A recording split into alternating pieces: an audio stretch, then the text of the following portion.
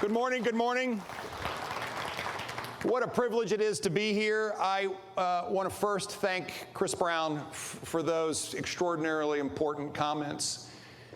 We should never forget September 11th and the nearly 3,000 lives that were lost and the heroes who not only on that day ran to danger while others ran away, but the thousands and thousands of patriots that came after them in order to protect our freedoms. Thank you, Chris, for reminding us.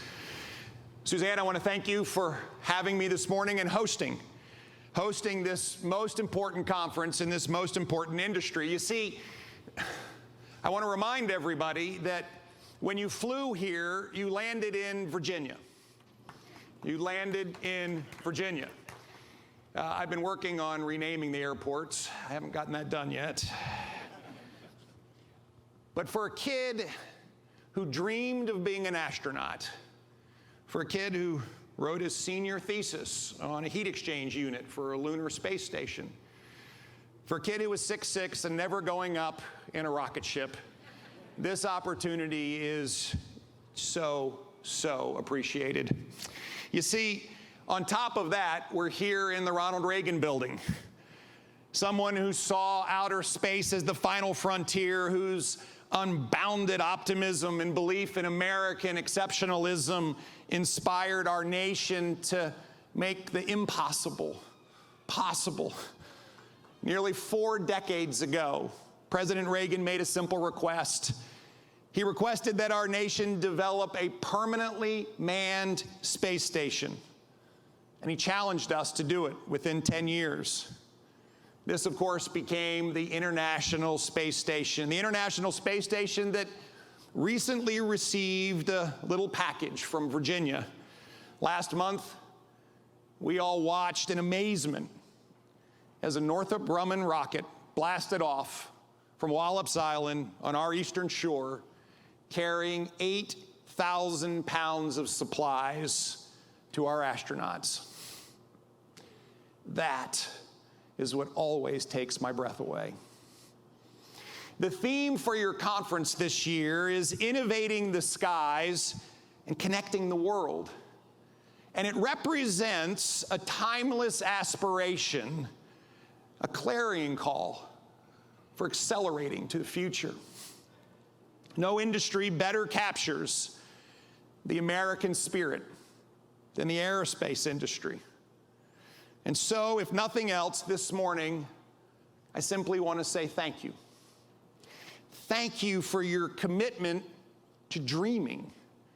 Thank you for your commitment to dedicating resources and talent to fulfill those dreams. And thank you for both leading and serving future generations to dream beyond any of our current capacity. In short, it's about people. We're here to discuss the future, yes, of connecting the world through air travel, through gateways to the world like Dulles Airport, like Reagan National, with advanced technology and futuristic aircraft, maybe designed by firms like Airbus and Boeing. The future is built by a workforce that is comprised of the most talented people in the world who receive credentials from the Virginia Community College system or an advanced degree from one of our great universities like Virginia Tech. A future of meeting commercial demand for launch and lift through companies like Rocket Lab and Northrop Grumman. A future built on the global stage with strong national security through Earth observation, thanks to companies like Hawkeye 360 and Raytheon. A future of integrating uncrewed aerial systems with companies like DroneUp and Electra Aero, Rapid Flight, and Wing. A future that is rooted in collaboration, in public-private partnerships, in robust supply chains. A future that needs to arrive faster. Now, I'm a proud Virginian, and you might not have noticed that all of the capabilities and companies that I mentioned are here in the Commonwealth of Virginia. And I can't tell you how proud I am to be working for all of them. You see, across the Commonwealth, extraordinary things are happening.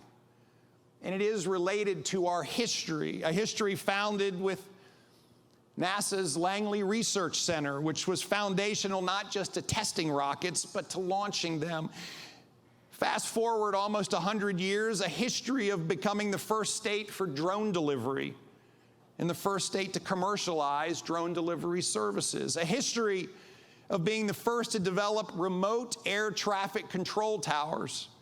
A history of not just embracing uncrewed aerial systems, but building partnerships between industry leaders, academic leaders, public-private leaders to integrate UAS into the national airspace. And this history is unfolding in front of us. When earlier this year, yes, Rocket Lab launched the first Electron mission from U.S. soil. See, there's no question today that Virginia is the epicenter of the global aerospace future.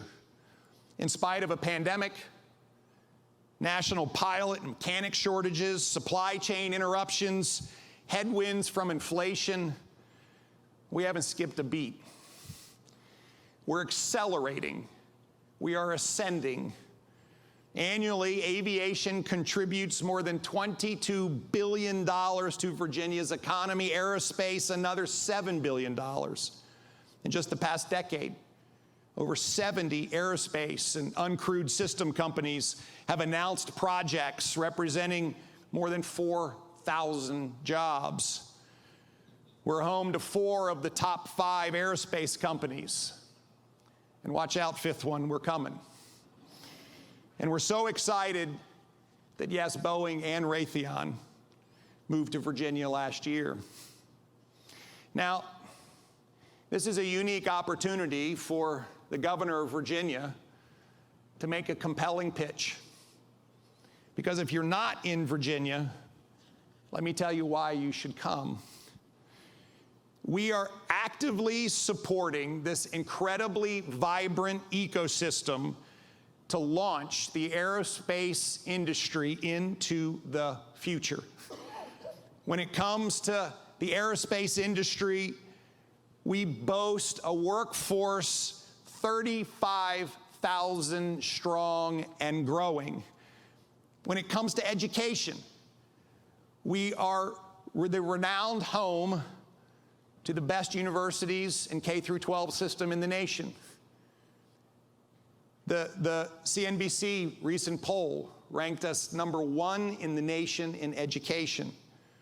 We're empowering the next generation, and we're doing it at all levels. In fact, Virginia's Department of Aviation Education program was recently named best in the nation, exposing over 12,000 students in our K-12 system to how to pursue a career in flight. Next year, we'll celebrate the launch of the Aerospace Academy Lab School. Folks, we are going to have a school, K-12, solely dedicated to the aerospace industry.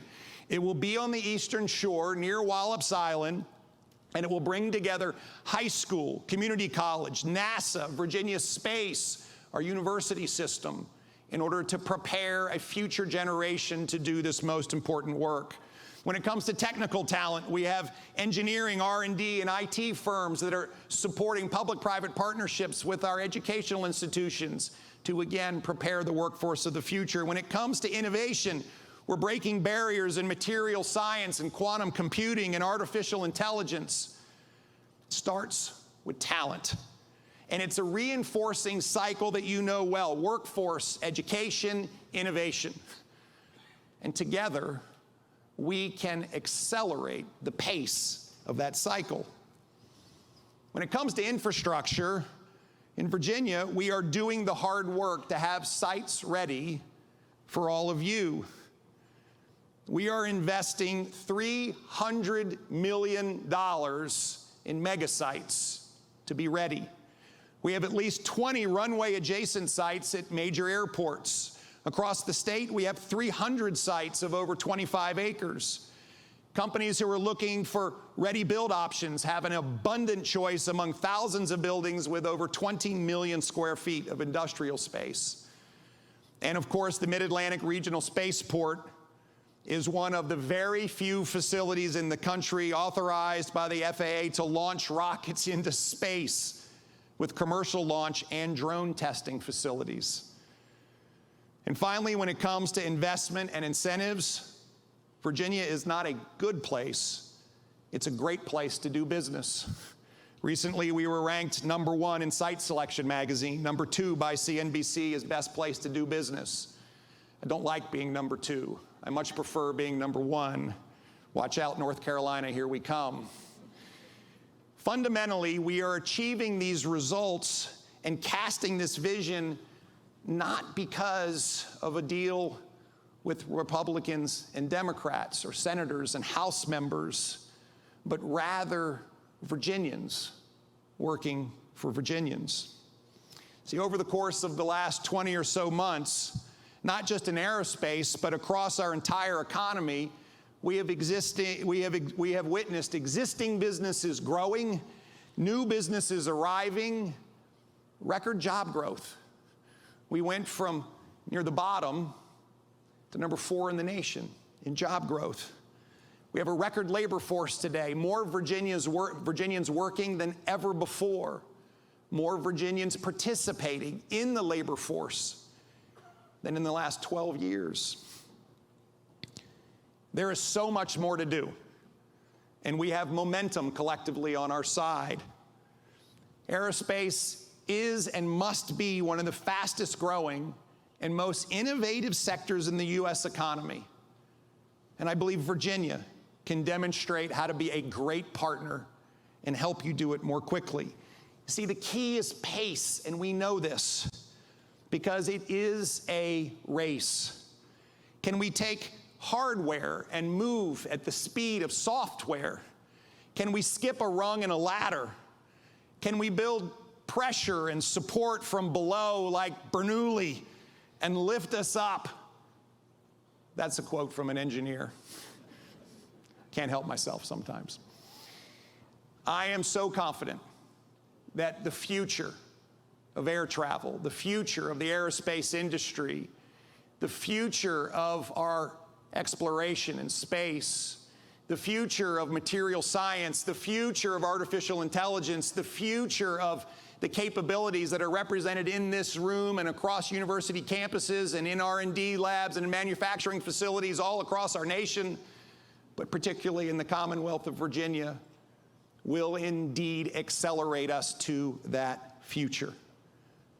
We find ourselves in a moment of unbounded opportunity, and I do believe that Virginia can be an extraordinary partner for you. I want to thank you all for letting me join you today. I want to challenge you in the work that you are going to do over the course of this conference. Chart aggressive paths. Challenge yourself to do more than you think. Collaborate. Be best in class. And most importantly, let's bring the future